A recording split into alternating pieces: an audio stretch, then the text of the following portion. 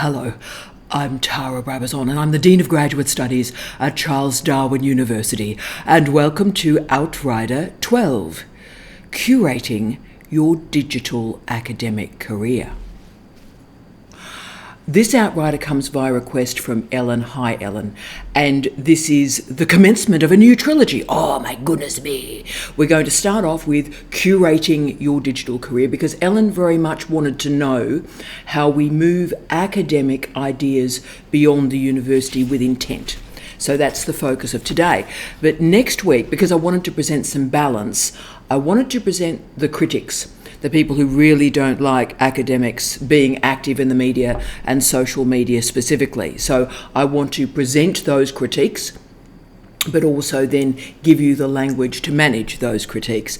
And we finish off with a very special bit of the trilogy, particularly with a big shout out to the legendary Maeve and to Doug.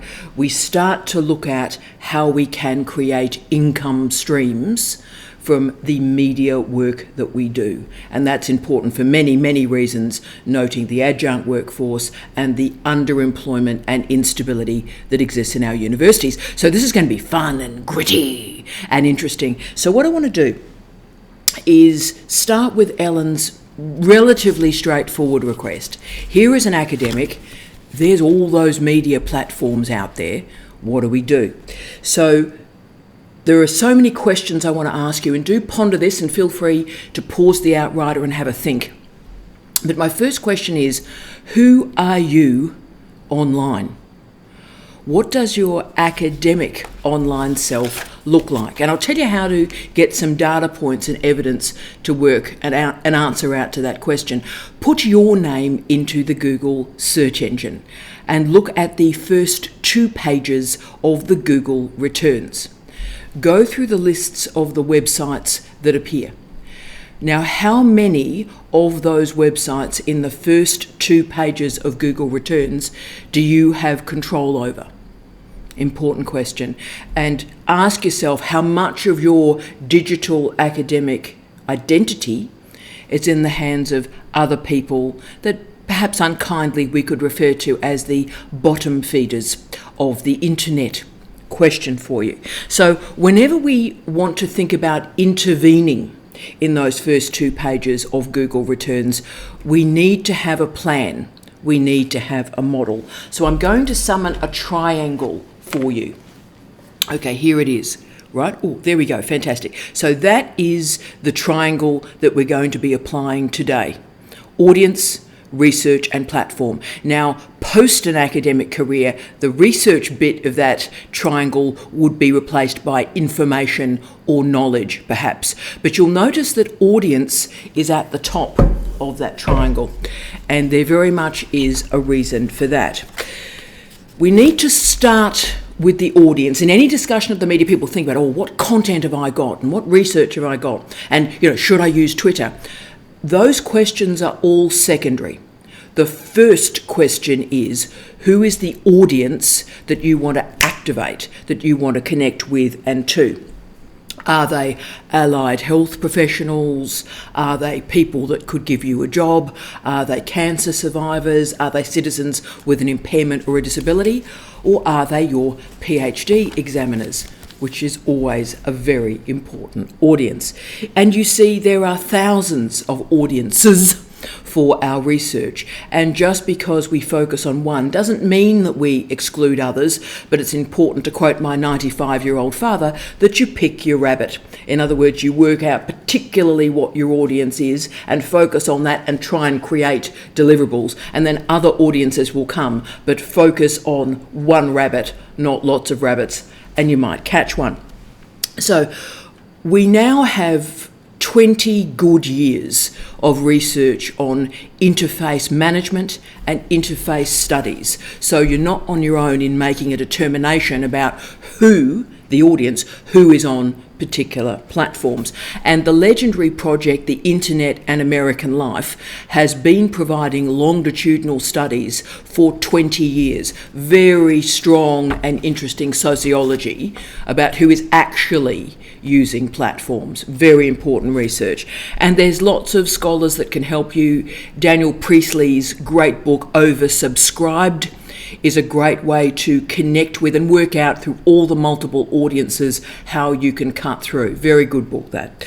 So if your research is highly visual, with a big shout out to all our wonderful scientists who are also photographers, then Pinterest or Instagram would be useful strategies for you. And particularly if you're using infographics or posters, then Pinterest particularly is of great use to you. So remember, all you're doing is you're selecting a platform to hold your research and to carry it to particular audiences. So there's our diagram, there's our triangle, do remember that. And we're now moving to you. Okay, you. I'm going to ask you 10 questions about your skill sets, your comfort zones, what you're particularly interested in, why you're wanting to engage with the media at this particular point. Now, firstly, remember, no one can and no one should engage with all media platforms. If you don't want to be on TikTok, don't be on TikTok. It's cool. Select. Don't proliferate. Select media. So after we've assembled the triangle, let's now talk about you. And here are the 10 questions that I'm going to ask you. And it is important that you answer honestly today, but also create that arc of professional development where you could be in 5 years' time. So let's get to the questions. 1, do you want to use social media as a producer or consumer? All that means is, at this point of your life, are you using social media to find information, so you are consuming information, or are you wanting to produce material that goes out into social media? We can all be both, but just work out what is the dominant mode for you at this time and ponder what may happen in 5 years' time. Second question, do you want to work with and build a community of like-minded researchers? Well, Facebook groups are very useful for that. Twitter can be useful for that. Threads may be useful for that. LinkedIn in different forms as well. So if you're interested in community and feedback, then have a good focus on Facebook specific groups.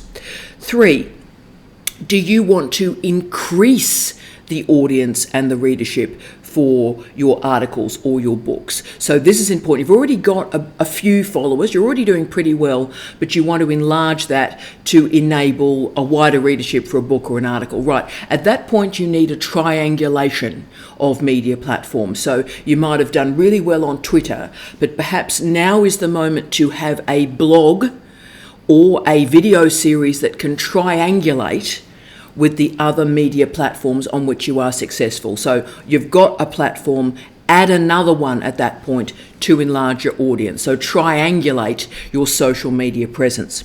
Question 4, do you want feedback on emerging research? This is great. So if you're actually going out into the universe to present your research to get feedback, then obviously academia.edu is pretty good. ResearchGate's okay for that. But again, particular Facebook groups, of which the OWLs are a great example, but there are many sociological groupings that are very bespoke and specific around the world. So please feel free to go out there and engage with those groups with generosity. You can't just send your stuff out and go, I want feedback, and you don't provide feedback for others. It is a community that you're after, so enter those communities.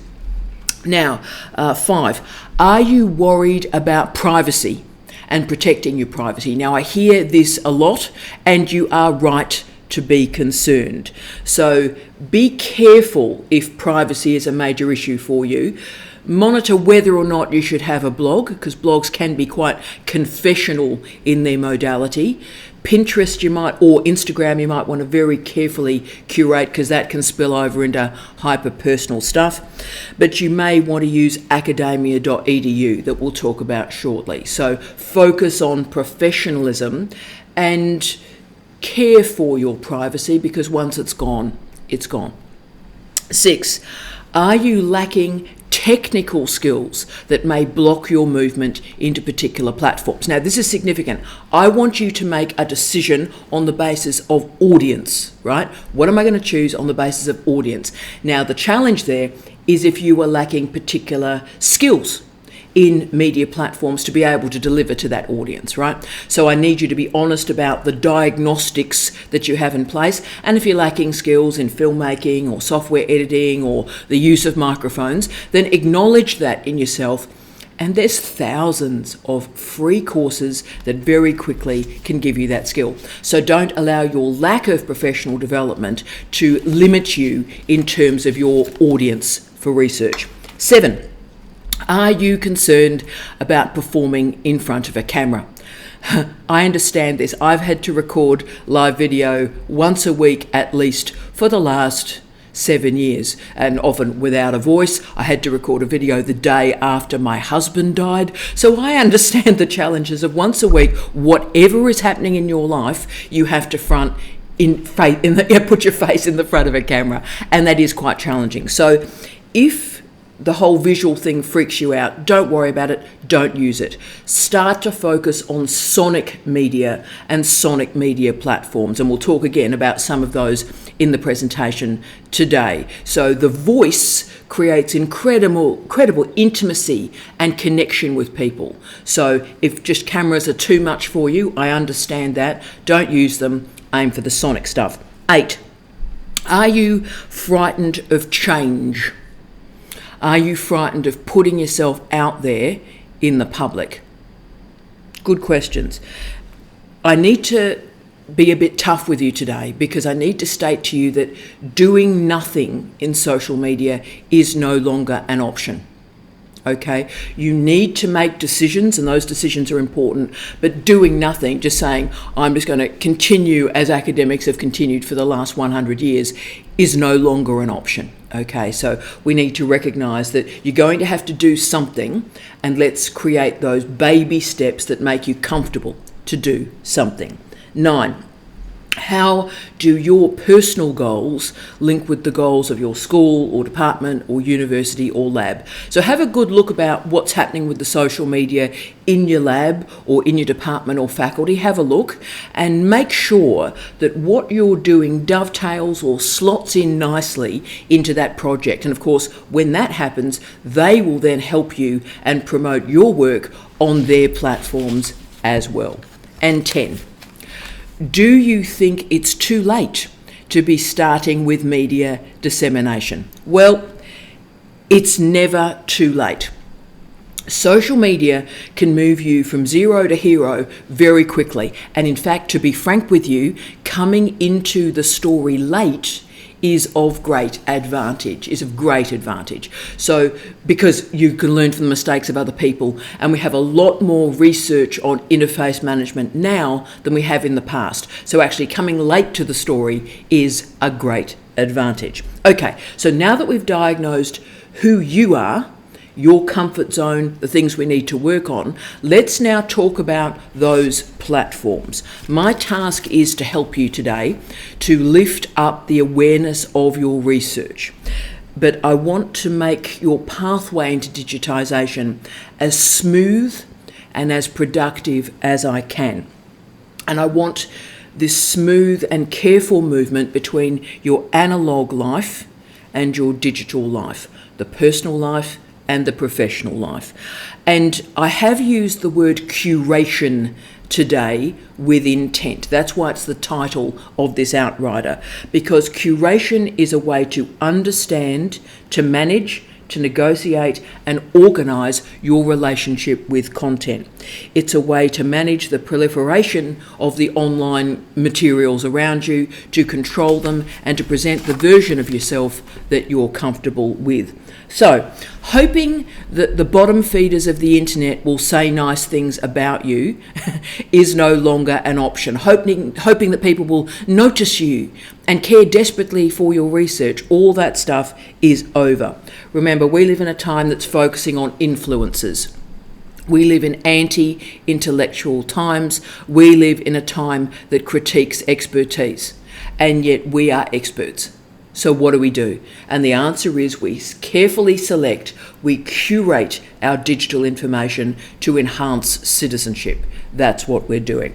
And remember the 3 Ds: digitisation, disintermediation, and deterritorialisation. We're focusing particularly on deterritorialisation today, so that is the movement of digital content over space, but we're also thinking about disintermediation, the removal of links in the supply chain between producers and consumers. So what matters is how academics find audiences. Now, through much of the 20th century, there were very, very few publishers and there were a lot of gatekeepers, right? So it meant that new academic voices would endlessly be stifled. We've got to be real on this. So we as academics were beholden to very, very few publishers, and gatekeepers managed very strongly the limits and the parameters of our disciplines.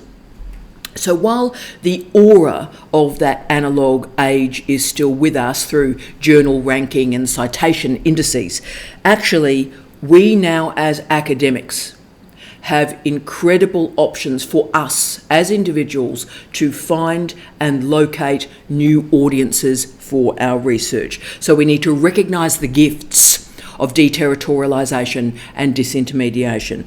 Remember, you can talk with the world now, and the world can read your research beyond the gatekeepers of particular disciplines.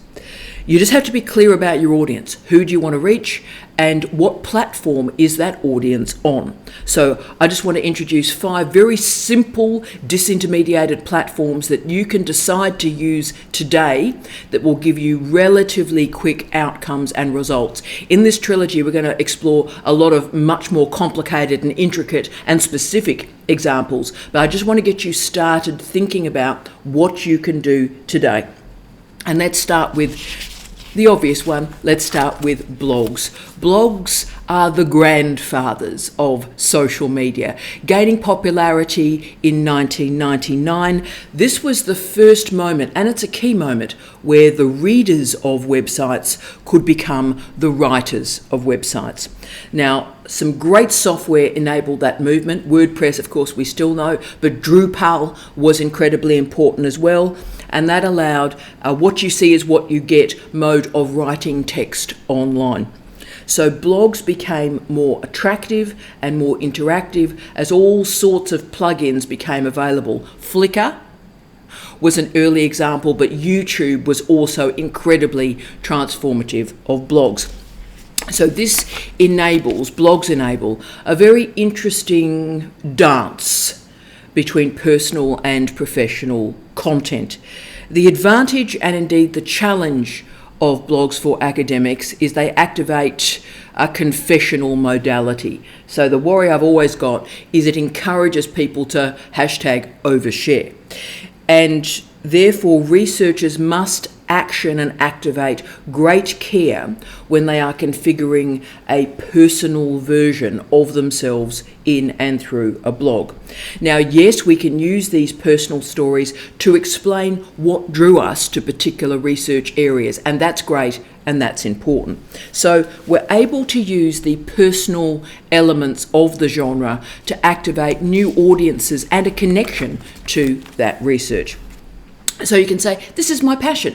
I've been passionate about this, and this is the reason I've been passionate about this, and here is my new article that conveys the research coming from this passion. Great, fantastic. So a range of free blog services are available, of which WordPress, of course, is the most well-known.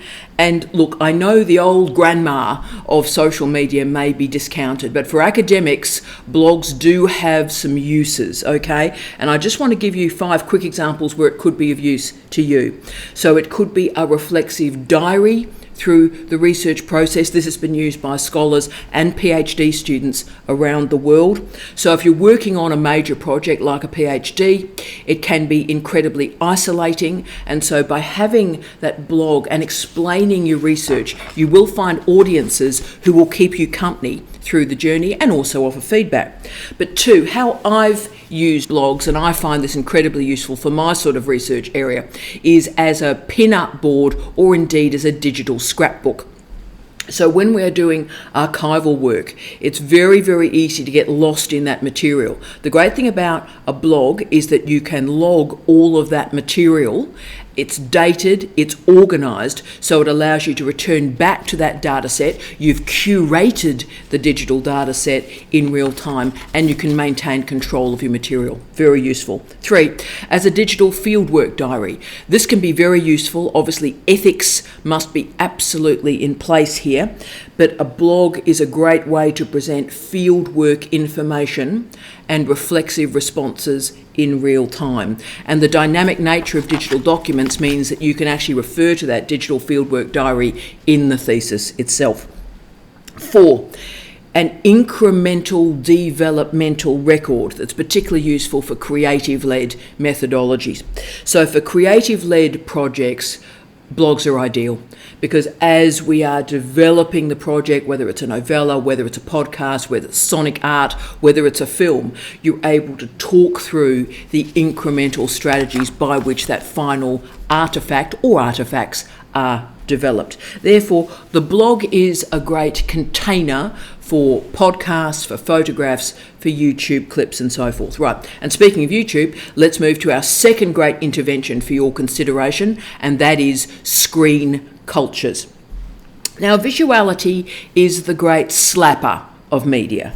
It's everywhere, it does everything, it's used well, it's also used incredibly badly. But my issue with visual media platforms is that they're used in a default way. So when in doubt, record some YouTube, right? When in doubt, take a photograph. They're used in a default, easy way. Now, digitisation through deterritorialisation and disintermediation requires specific things from us with regard to visual cultures. And being careful, curating visual culture has become even more important through its proliferation. So in this Outrider, I just want to really make a point that we're going to defamiliarise our relationship with visuality. I want us to reflect on how and why we're using it for our research to reach those audiences. So as we know, our senses give us information: touch, taste, smell. The problem is that visual media and visual modes of communication dominate and often wipe out the rest. There is indeed, as the great Houses argued, an empire of the senses. So visuality in our culture is granted much more attention than other modes of communication, and that's a tragedy. We live in a screen culture, we live in a screen age. And it is important to remember that visual literacy is our most advanced literacy in the digital age. It's had about 100 years of development, so it's very, very advanced now.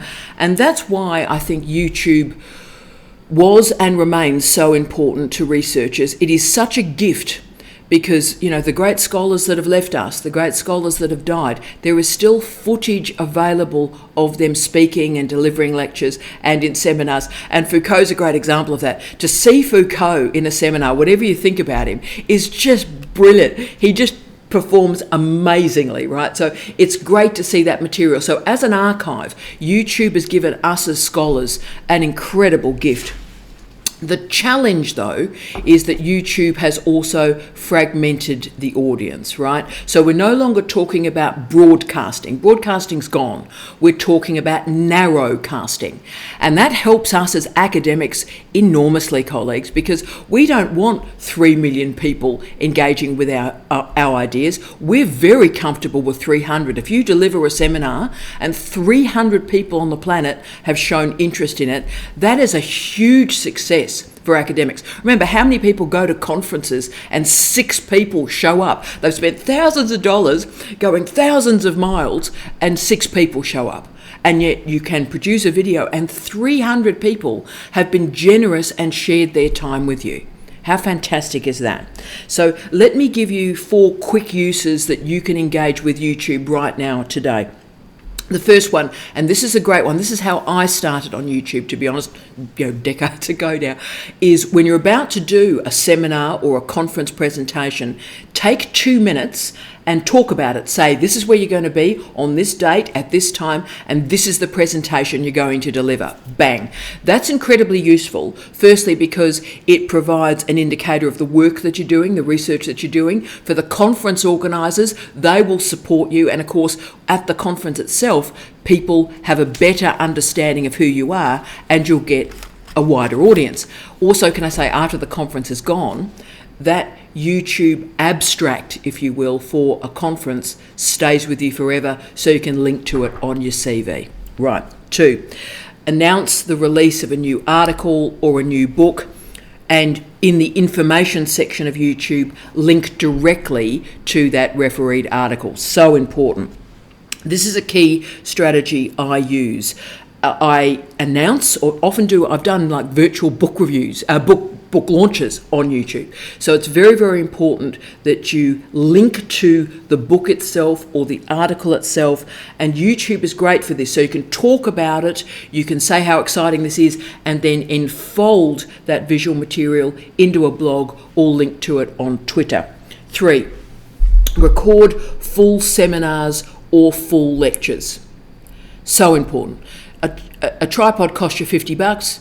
A really pretty good video camera these days costs you $300. You can use your phone if you want to, and you can set up a room, any room, even like I'm doing at the moment through all these temporary accommodation locations through years now. You just set up a camera and off you go. You press record. And this means that your digital research life has some stability and some continuity, even if the analogue academic life is a bit volatile. 4, construct powerful, short interviews with interesting colleagues. Now, this is great. So, short interviews, about 10 minutes. So, it might involve 1 question or 2 or 3 with new, interesting content, something that you've been reading, something that's happened in the lab, which is very exciting. So, take that 10 minutes of content and be prescient and present that engaging material in your home lab or department.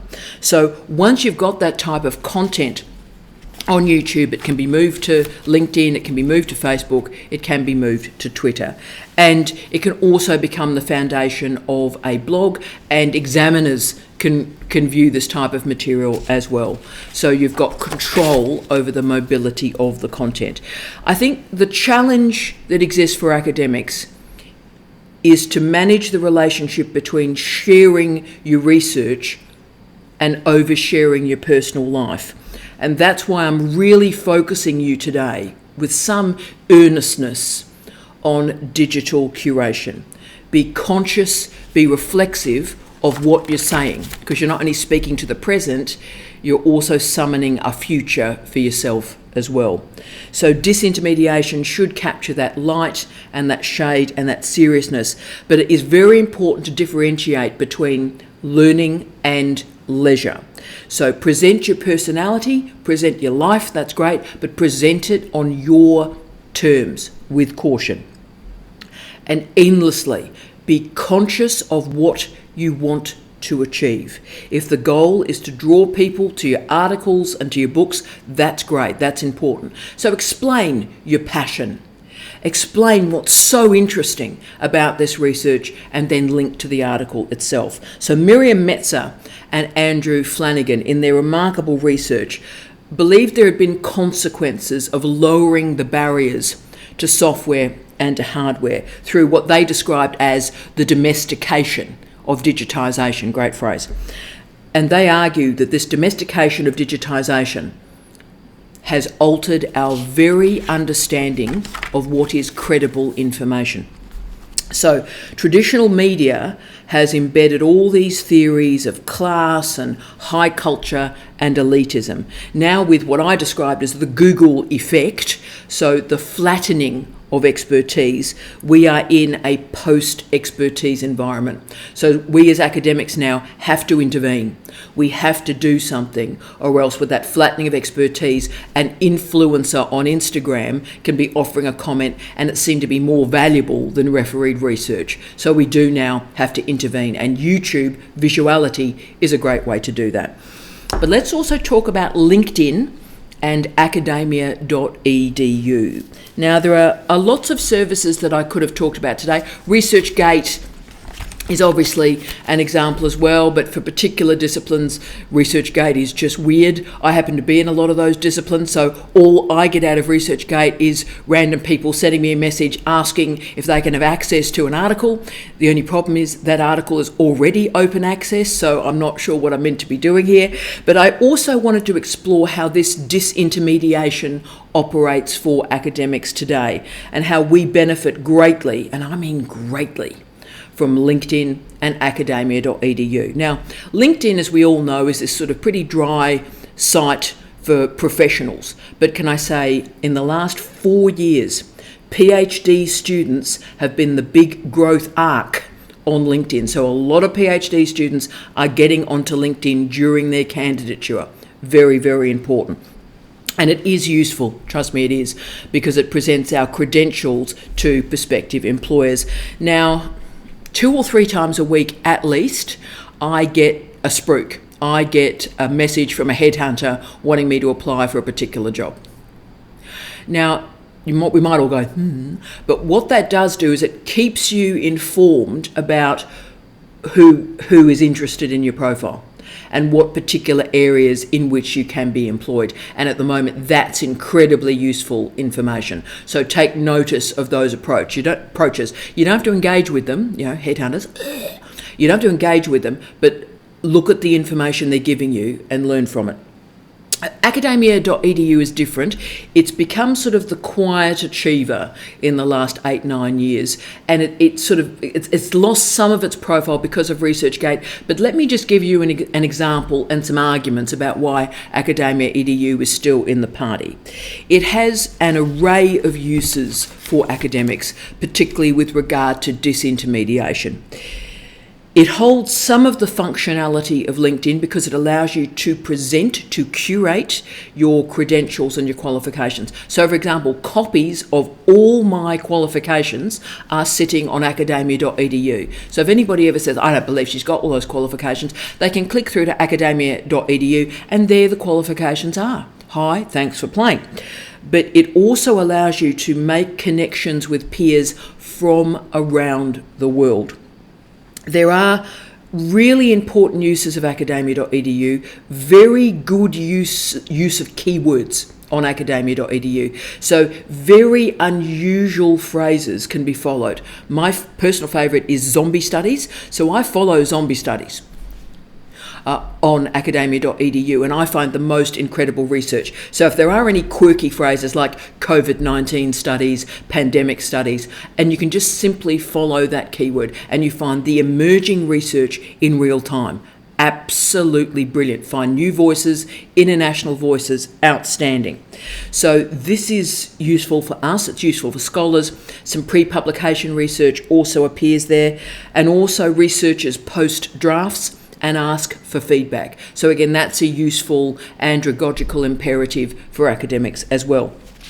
Now, the other great strength is, and this is the important one, every time you do something on academia.edu, a Google search engine, a Google bot finds that change. So it also allows you, and this changed my life, academia.edu allows you to find the location and the status often about every single person that's searched for you. So if they've searched for you on Google, academia.edu will say this person searched for you, they looked for this, and they were from this location. Now, why that helped me enormously, if I'm honest, colleagues, is it made me realise, as I started to see more and more people from the Middle East, in particular, particularly Saudi Arabia, were reading my work. So it meant I was much more proactive and caring and responsive with Saudi Arabian publishers, but also publishers that are big in Saudi Arabia, because I suddenly realised I've got and I wouldn't have known without academia.edu.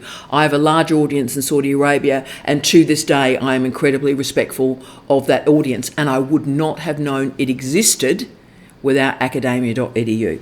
So it is a social networking site, but it has incredible benefits, and you gain a real sense of who the audience for your work is. So if when I ask this question at the start of this Outrider, who's your audience, and you go, I don't really know, well, gather up some data sets from academia.edu and they'll tell you who your audience is today and how you might like to change it. Now, Richard Fison et al. Stated that, quote, for disintermediation to be successful, it needs to provide advantages over traditional academic publishing, end of quote. And I would argue that academia.edu does that. Now remember, Google will pick up every publication that you load up to academia.edu, every addition to your academia.edu profile. So this is a great way to control those first 2 pages of Google returns. Okay, podcasts. Yeah, so we often forget that podcasts are actually pretty new interventions in our lives.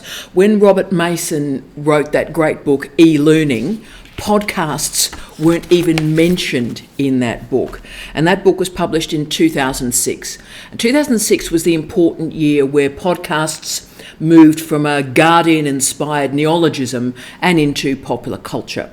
Now, early academic uses of podcasting were pretty dreadful, to be frank. What basically happened is people recorded an analogue lecture for people that couldn't be bothered going to the lecture. And so that had all sorts of consequences to teaching and learning and so forth. But through the last 5 years, really interesting engagements and types of social media usage and sonic media usage has emerged.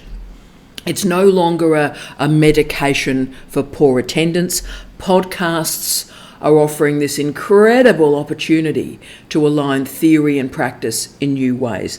The advantages are clear. Podcasts are really cheap to produce. They build a community, but they also, and for me this is the important bit, they add emotion to education, particularly for you out there if you're really worried about screen culture. So you're going, I cannot face a camera. That's cool. That's cool. Focus your energy on sound and sonic media. Get yourself comfortable in this environment. And the Open University has shown through its history that sound-only media platforms are incredibly important and beneficial, particularly for the dissemination of abstract ideas. So for all my high humanities crew out there, podcasts are incredibly useful to get complicated ideas out to an audience. Okay, so perhaps the most important role I think that sonic media and podcasts hold is that they build relationships. So through time, audiences come to you and your voice builds intimacy and care and respect and relationships. You can again provide the story of your research, the context of your research on your own terms. You can add emotion to your research. And of course, perhaps not surprisingly, we finish off with Twitter, or indeed Threads. Okay. There are some ambivalent consequences of disintermediation and deterritorialisation, and some of those consequences are that many of us can spend almost all of our life in the digital environment, building digital relationships and sort of become a guest star in our actual analogue lives. So while social networking and social media are part of popular culture, the criteria through which we assess its effectiveness is not well developed.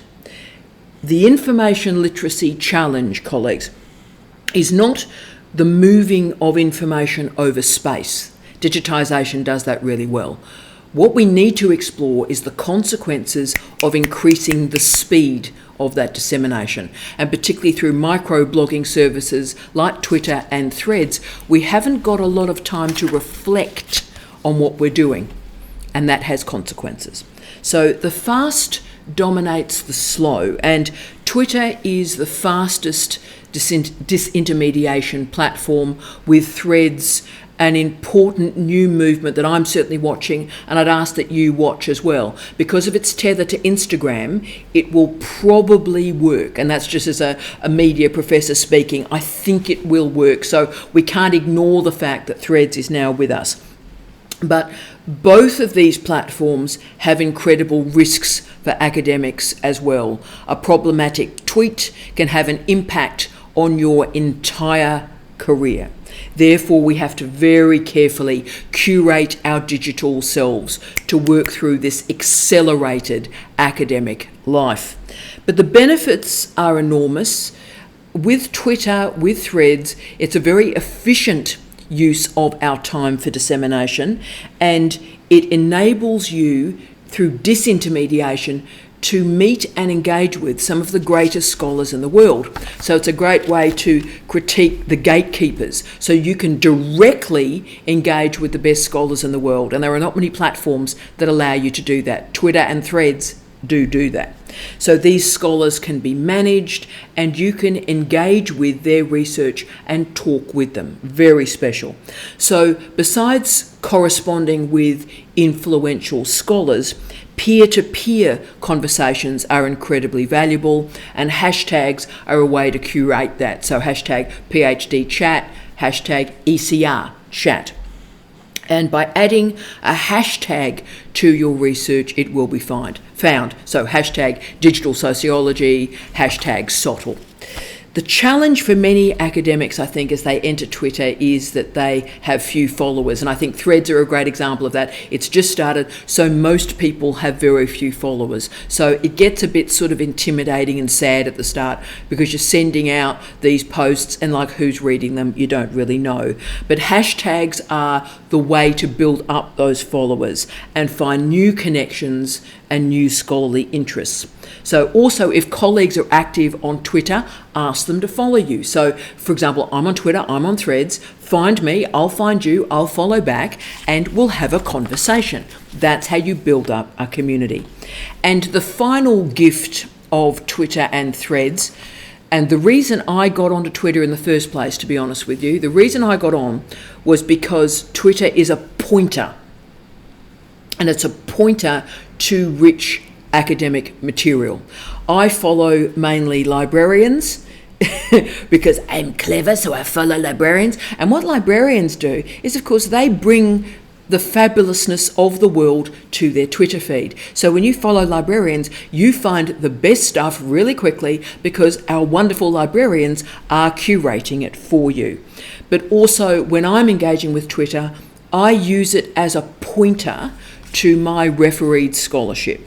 So the strengths of disintermediation is that it promotes the voice of our academics. In a time when expertise is so ridiculed and undermined, we can get in there and we can find an audience.